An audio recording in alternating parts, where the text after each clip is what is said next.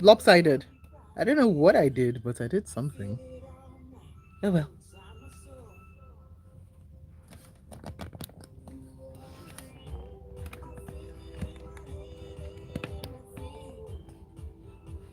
It'll work.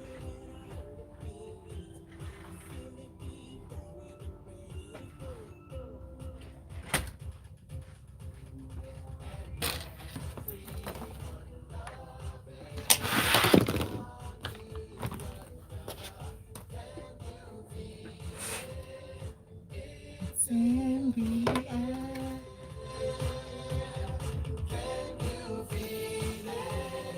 It's in the. Oh, I did not get you a set of headphones. My bad. Love music, love life.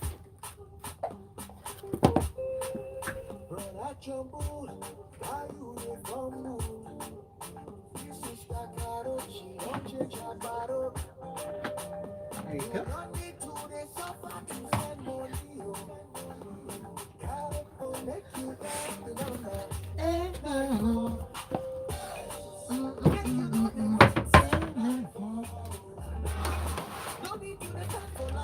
Go over to YouTube now so we can get all of your messages.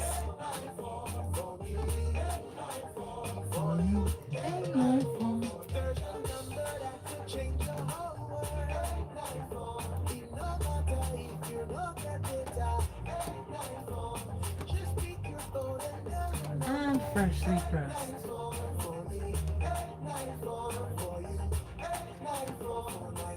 Dial star 894 And we are to get in. started. Powered by First Bank.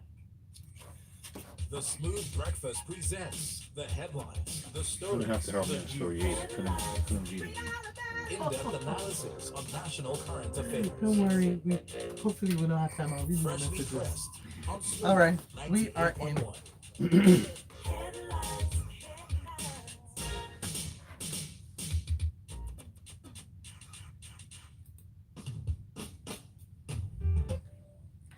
And Lagos, Nigeria world. Welcome to Freshly Pressed for a Friday. Let's see if we can give you that feel good Friday feeling with the analysis, but that's up to Waji. Good morning, Waji. How you doing? Good morning, Shopper, and good morning, Lagos. All right, he's already bringing it. He's already bringing it. Of course, join the conversation that we have for you as we delve into the topics concerning the National Front here inside of Freshly Pressed. Use the hashtag Freshly Pressed 981 up on Twitter. Go over to youtube.com/smooth981 FM Lagos, where we are streaming live right now. And you can always send WhatsApp messages in to 0809 440 981. Waji? Morning, You good morning. to go? I'm good to go. Let's do it. this. All right. All right, so we'll start off with news that came in yesterday, actually. So some news broke yesterday morning. And then we had an update on that. Well, we had another bit of news that came out, and that was regarding the NDLEA charging Abba, Kyari, and six others. And we've got an update from the Premium Times, which went on to basically break down the charges and what went on. So the headline reads, updated cocaine deal, NDLEA charges Abba, Kyari, and six others. Now, the agency announced via its Twitter handle on Thursday that it filed the charges at the Federal High Court in Abuja on Monday, on the 28th of February. This coming in after news broke yesterday morning of the federal government okaying the extradition of Mr. Kyari to the United States over separate charges of fraud. I mean, what is just the people, of course, immediately reacting to the timing of the second bit of information that broke, saying now that the okay has been given for him to be taken to the United States, we've got this, which would then mean that he stays here. Well, we don't know because now it's going to be a back and forth. Well, I'm not quite sure. The story doesn't necessarily unpack the fact that if these charges by NDLEA are leveraged against him, then that means that he has to stay here. I think both can happen in perpetuity. He can still be extradited and still also be charged for the other charges being brought up against him on drug trafficking. Yes, you can argue the timing and everything else, but I think for me the fundamental issue is around excuse me, is around the fact that we have an individual in high office that is being that has been allegedly engaged in some nefarious acts. The first one being a fraud situation, where he was, I think, purportedly co-conspirating with Hush Puppy, and then the second one is now the situation where he's being accused of drug trafficking. Bottom line, the most important thing for me is to make sure that due process is being followed. We are a country of laws, and we have laws that support us that ensure that we do things properly. The second thing for me is that to make sure he has adequate legal representation that can defend his case and he can have his say in court, whatever side of the globe this happens on, whether he's extradited to the United States to face those particular claims of charges of fraud, or whether it's a situation here in Nigeria where he's being accused of drug trafficking. Either one is pretty serious. So my perspective is that the timing is irrelevant, because the question is, how do we ensure we begin to have individuals of high moral standing in certain positions, so that on either side of the Atlantic Shopware there isn't and should not be accusations of criminal activity by this particular individual. That's the question, not whether or not the tactics are to make sure he stays in Nigeria, etc., etc. Bottom line, this man's Well, reputation. some people do feel that depending on the location that he is tried in, that justice may or may not be served. That is I the get that. general feeling. I get that, and I'm not here to debate that feeling at all. People have a right to feel that way, but I think the fundamental question, Shopper, is that you have an individual on both sides of the Atlantic that is being charged for criminal activity, and this individual happens to be in high office in the Nigerian police force. So I get it where people are coming from, but the question can be, can we just not have people who are engaging Okay, in yeah, criminal activity versus where justice will be served? Because regardless of however you spit it, this man's reputation is ruined. He's not going to return to that office. So the question should be, how do we ensure moving forward we begin to have individuals that should not even be at the forefront of these conversations to begin with? That's the fundamental question. Because the issues that we're not paying attention to is, why is his name even involved to begin with? And then that goes down to institutional reform. Thank you very much. And that's where I'm going, because in as much as we can begin to debate the legalese of where he should be charged, not be charged, and we can bring lawyers in to debate and unpack all of that, but the more pertinent question is, why is his name even being involved in to begin with? What is his relationship with Hush Puppy? I remember back then it had something to do with a tailor. I mean, come on. And then this particular issue that's now come up again that has to do with drug trafficking. I mean, it's too many repetitive situations of him being accused of criminal activity. So for me, my preference is, let's have a better institutional reform around the police force to bring in individuals where we don't have to engage in these conversations to begin with. Now, the legality of him being charged, where he's being charged, whether he's actually going to be extradited or whether he's going to be kept in Nigeria, it's inconsequential to the larger conversation, which is, let's make sure we have upstanding police officers. Well, larger and smaller, they all matter.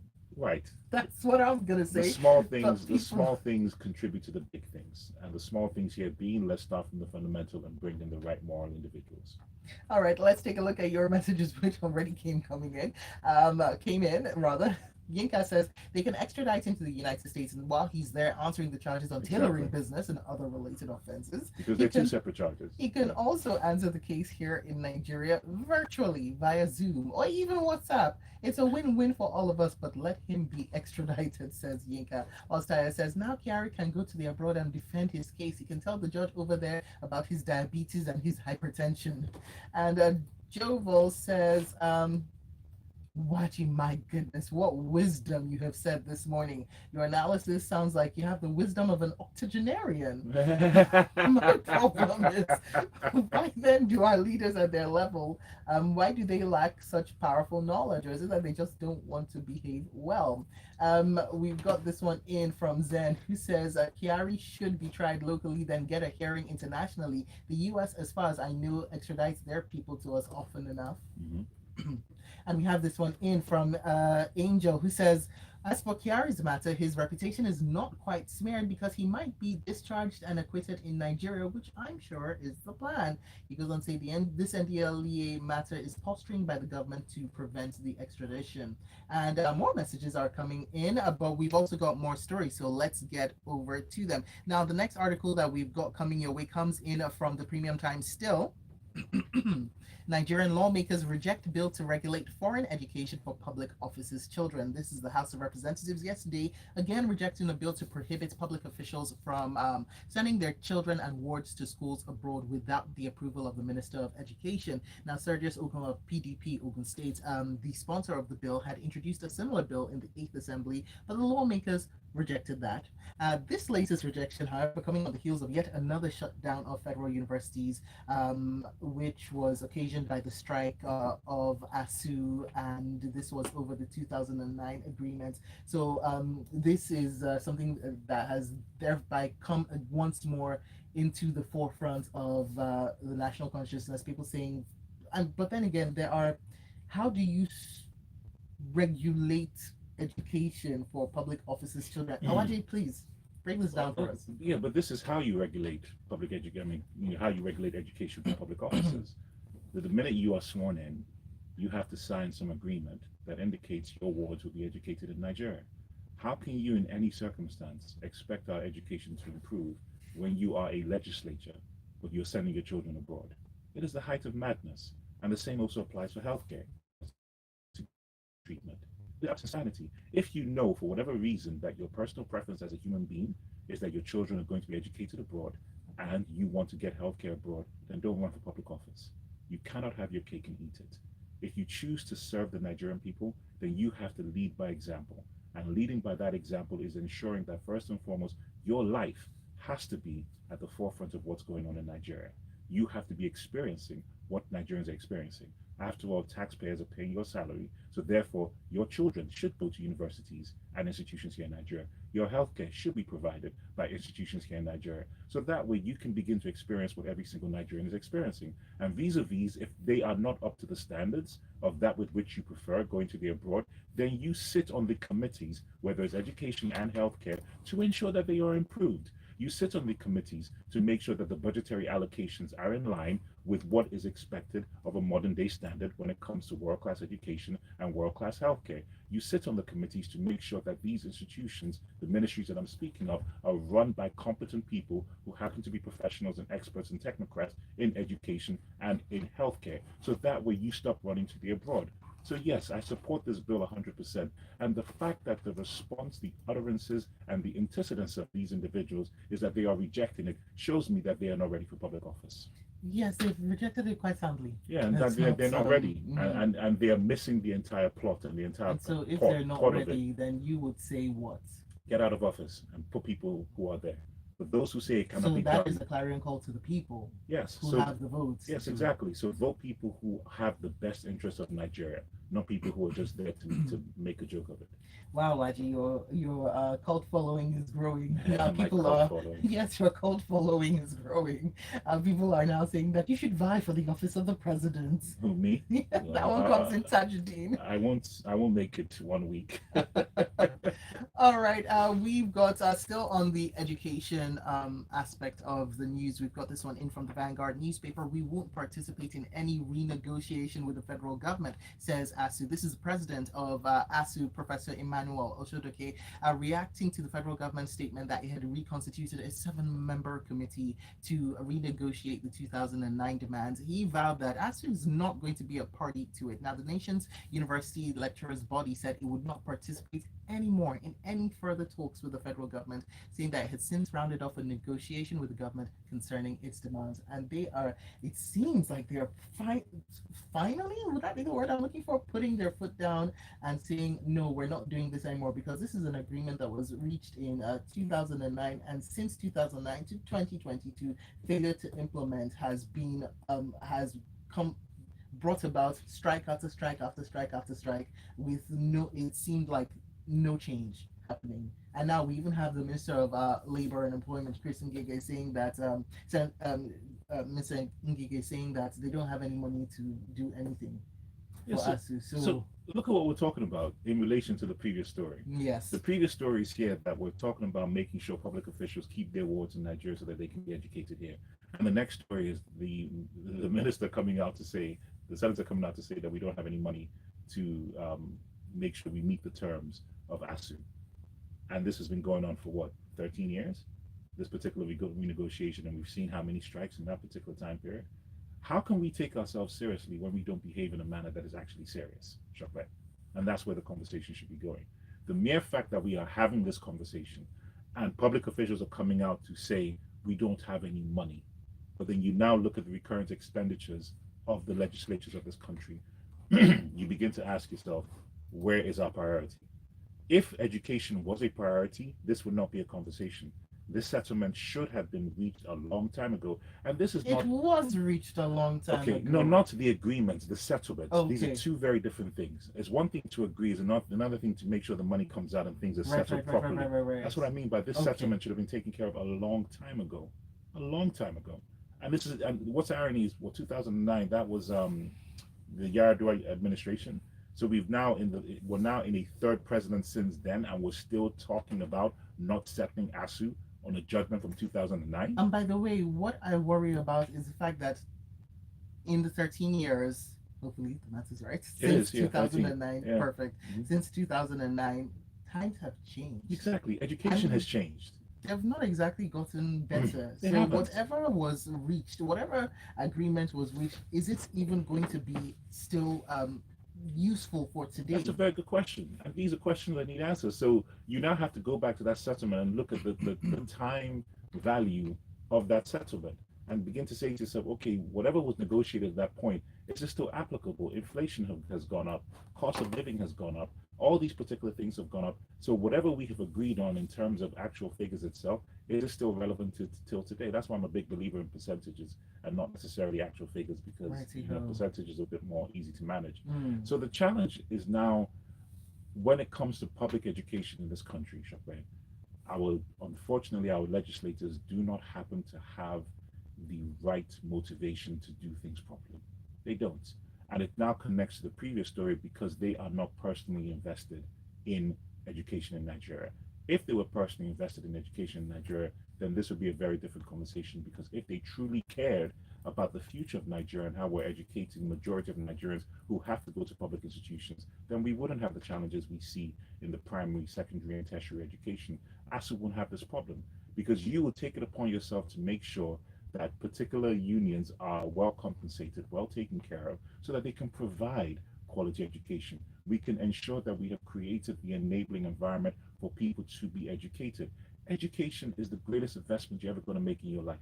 The greatest. There's no greater investment, because you continuously reap the benefits of it until the day that you By die. the way, not just for individuals, but also For the country, for that's the the point I'm trying to country, make. Yes, you constantly ensure that, and it's not just education 1+1 is 2. It is what the environment allows people to do.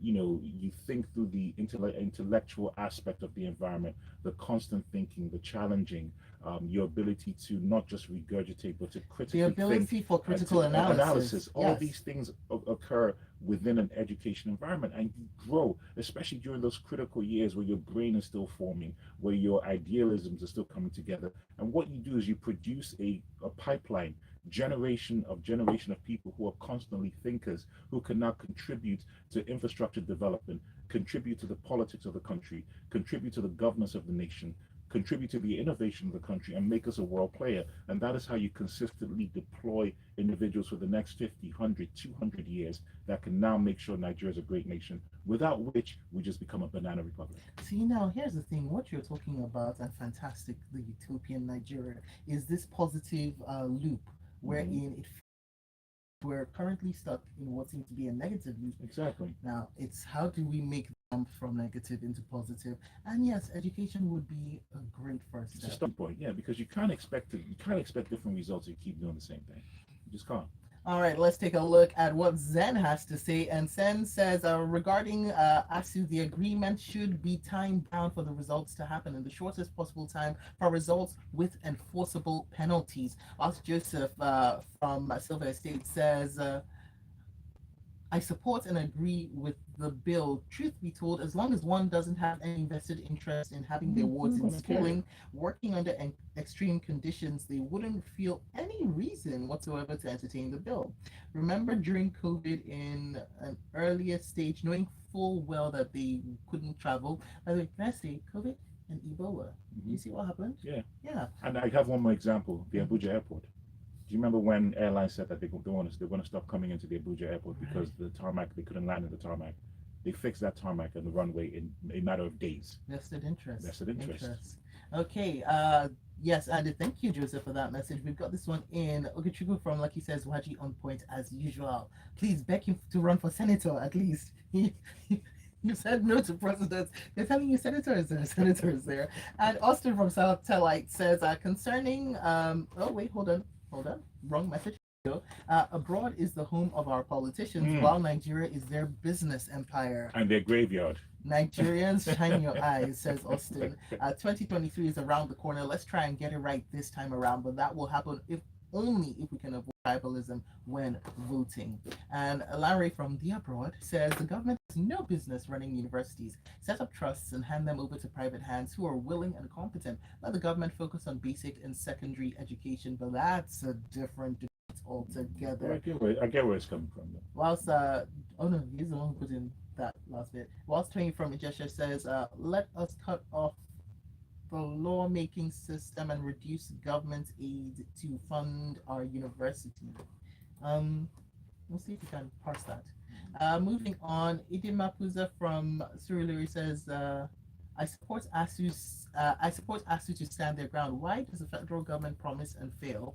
Why do they pay for more medical checkups abroad, pay higher salaries for executives and senators, but then there's just not enough funds for education? Oh, the messages are coming in, but let's move on now. We've got this one in from the Punch newspaper. Federal government and airlines disagree over flight delays and cancellations. The airline carriers under the aegis of Airline Operators of Nigeria, recently saying that infrastructural issues such as lack of runway lights in some airports and insufficiency on the part of airport managers were the major reasons for flight delays and cancellations in the nation.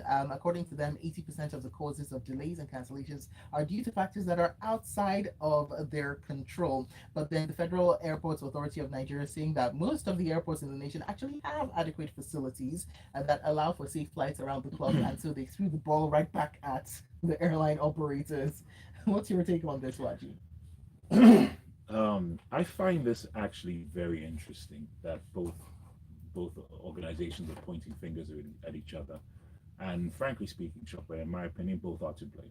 Okay, the airlines should not, in any capacity, act like they are innocent and this is an infrastructural issue as to what is being caused delays, because they also contribute to this, because sometimes they do not run very efficient systems. Okay, what happens is that they have very minimal planes available to run multiple routes, and then in the event of that, it's going to naturally cause delays. That's just how things function, because you can't always control things around weather, you can't always control passenger onboarding and a whole bunch of things like that.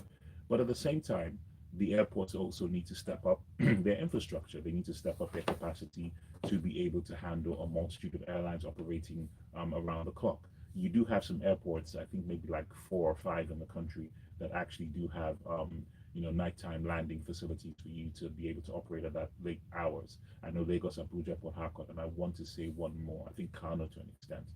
But every airport should be able in the 21st century to have nighttime landing equipment and the apparatuses for it. So I get where the airlines are coming from, that the infrastructure of the airports can be better. I agree with that. But for me, that is not the reason why we have delays in singularity. The reasons is also because the airlines are not operating with the efficiency that they have.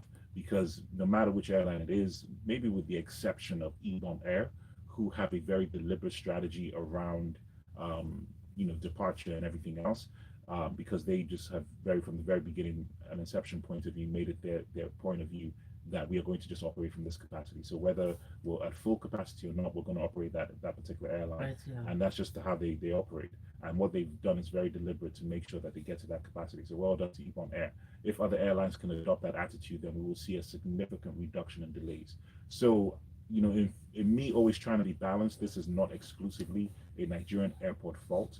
Can they improve? Yes, but the airlines also need to a great degree share responsibility, because they are also very, very, very accountable and should be accountable when it comes to airline delays. All right, thank you. Okay, this day news now. Federal government says low water level in hydro dams cause of erratic power supply nationwide. The Minister of Power, Abubakar Aliyu, at a press briefing yesterday saying, and I quote, with the reduction in hydro capacity during the dry season, additional load needs to be taken up by our gas plants. We are working with NNPC and other gas suppliers also to improve the pressure on the western axis that is precluding units from reaching optimum supply, and the nation suffers. What are your thoughts? My thoughts? All right. I honestly feel we cut and paste this story every February, March, every single year, because it is literally the same conversation every February, March, every single year. It does give one a sense of deja vu. It is deja vu because I always say to myself, well, so why have I heard this before? Why have I heard these exact complaints and these exact responses every single year? We know, we have known, at least in everybody's living memory, if you're old enough, that every February, March, you have a dry season, which means you don't have adequate rainfall to be able to power hydro. We have been using hydro for over 40 years. So if the fact that you understand that you need water for hydroelectrical power and you know you have a shortfall at certain times in the year, what are you going to do about that? Are you going to come up with storage facilities to make sure you have enough water to be able to power hydro during the dry season, so that way you are able to capture the heavy rainfall that comes out during the actual rainy season if you're going to continue to use hydro? Or are you going to have a system in place where you convert to another means of producing electrical power through gas or through wind or through other kind of turbines, so that way you can ensure that you have a dual system, one for the rainy season where you have the natural rainfall that comes in that can power hydro, and then gas and other particular facilities that can now handle during the dry season. It's our creativity and innovation. But the fact that you did not make these investments in those technology capacity decisions, we are going to continue to have the situation year in, year out, unless Mother Nature decides to reverse our seasons in Nigeria. Funny enough, I was about to say the seasons don't change. Although Yeah, that's what I'm saying. change. Unless Mother Nature decides to reverse it, this is going to be the situation forever. So, what are you going to do about it? Are you going to continue to tell the same stories every February, March, or are you actually going to be very deliberate in doing something differently? Until which, we're going to be back here again next year having the same conversation. People. So watch out. Next February, March. Let's see what stories we have coming your way. Up on youtube.com/smooth981FM. Lagos Papa Femi Onokristo says, Wachi is massively spot on with the education issue. Would Steve Jobs walk into his Apple office anytime carrying an HP laptop? Would that have happened? So let me just comment on that aspect. And that We've is got just a few minutes. And that is a fantastic point. You have to lead the things that you do. And it's just that simple. Okay, it's just that simple. I know brand managers who have held events in certain hotels. Right? I'm not going to mention the brands. And if they see a competing brand in that particular organization, they will ask that for while we are here paying for this, we do not want to see that brand associated with us. That's what leading by example is all about. All right, Guardian News now. NSAR's panel berates police for shunning sitting. This was yesterday. The panel, which is investigating allegations of human rights violations by the defunct Special Anti-Robbery Squad and other units of the Nigerian police force. Well, they sat yesterday, and I remember this news came out on Thursday. That on Wednesday they had demanded that the police force produce the missing officials that they had requested their presence at this panel. There's still nothing. Now, a news agent of Nigeria correspondent reported that in all the petitions that were called on Thursday, there was absolutely no police representation. I mean, what do you think this speaks to, Aji? It shows that the individuals who represent the police and people who were accused of these crimes that led to the NSARS movement are not ready for truth and reconciliation. This panel is meant to be a panel where we come together and we find a way forward. It's not a criminal panel.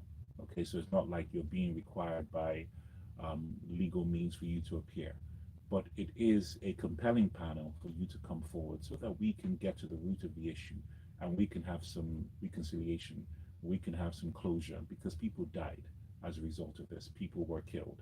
So families are still bereaving, and families do demand and require that closure to move forward.